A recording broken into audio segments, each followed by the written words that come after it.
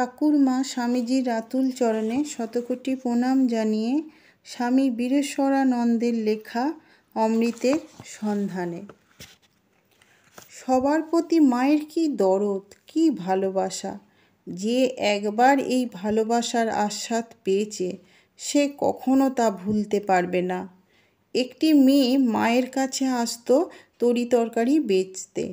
দেখা গেল মায়ের শরীর যাবার পরেও সে মাঝে মাঝে আসে, কিছুক্ষণ বসে থেকে চলে যায়। তাকে জিজ্ঞাসা করা হলো, এখন আর তুমি কী জন্যে আসো? তখন সে উত্তরে বললে, মায়ের এত ভালোবাসা পেয়েছি যে তাকে আর কিছুতেই ভুলতে পারছি না, তাই এখনও আসি। কিছুক্ষণ বসে থেকে চলে যায়, এতেই আমার খুব আনন্দ হয়। একবার এক ভক্ত এসে মাকে বললেন, মা, অমুক মারা গেছেন।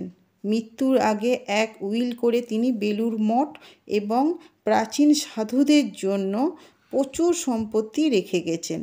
মা চুপ করে সব শুনলেন। ওই ভক্তের কথা শেষ হলে মা বললেন, তা বেশ, তিনি যা করেছেন তা তো সব শুনলাম, কিন্তু তিনি গরিব দুঃখীদের জন্য কি কিছু রেখে গেছেন? ভক্তটি আর কি বলবেন, চুপ করে থাকলেন।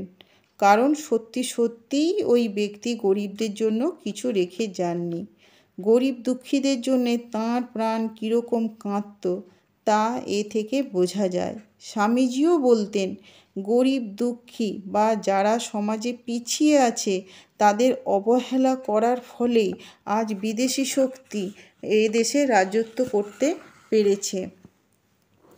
আমাদের দেশের সাধারণ মানুষকে আমরা উপেক্ষা করে এসেছি, তাই আজ 1000 বছর ধরে আমরা বিদেশি শক্তির পদানত হয়ে আছি।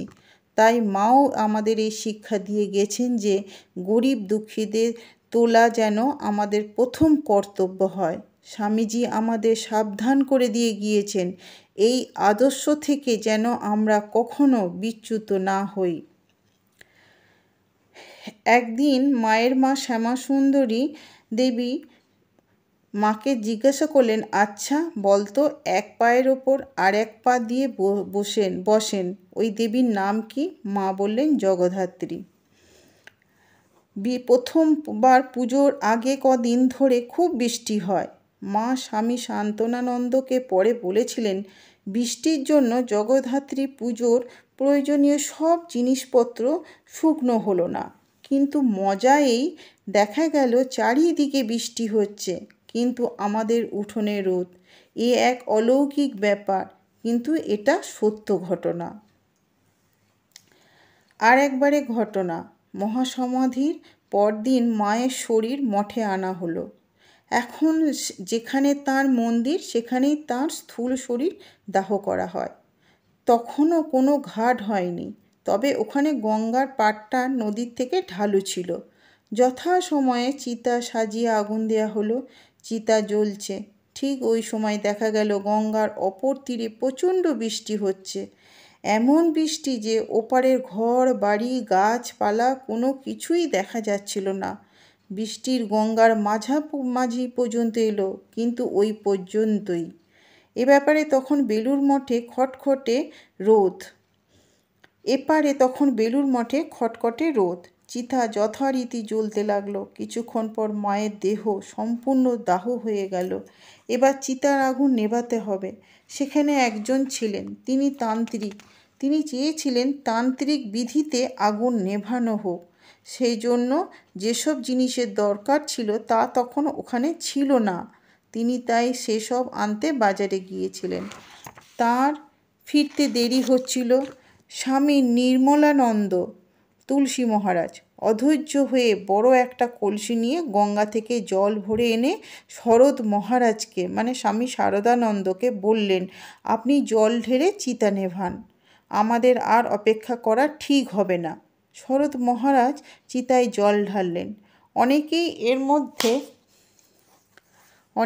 এর মধ্যে গঙ্গা থেকে জল নিয়ে এসেছে চিতায় ঢালবার জন্য, কিন্তু কারোরই আর ঢালা হলো না।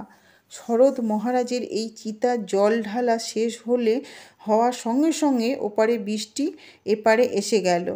সে এমন জোর বৃষ্টি যে তাতেই তৎক্ষণাৎ চিতার আগুন সম্পূর্ণ নিভে গেল। ফলে শরৎ মহারাজের পরে কারো আর জল ঢালা হলো না। আমরা সবাই বৃষ্টিতে একেবারে ভিজে গেলাম। এরকম ঘটনাও ঘটে, শুনতে অস্বাভাবিক ও অলৌকিক মনে হলেও বাস্তব ঘটনা। আজ এই পর্যন্ত। ভালো লাগলে লাইক, কমেন্ট, সাবস্ক্রাইব করে পাশে থাকবেন। মায়ের কৃপায় সকলে ভালো থাকুন, সুস্থ থাকুন, আনন্দে থাকুন।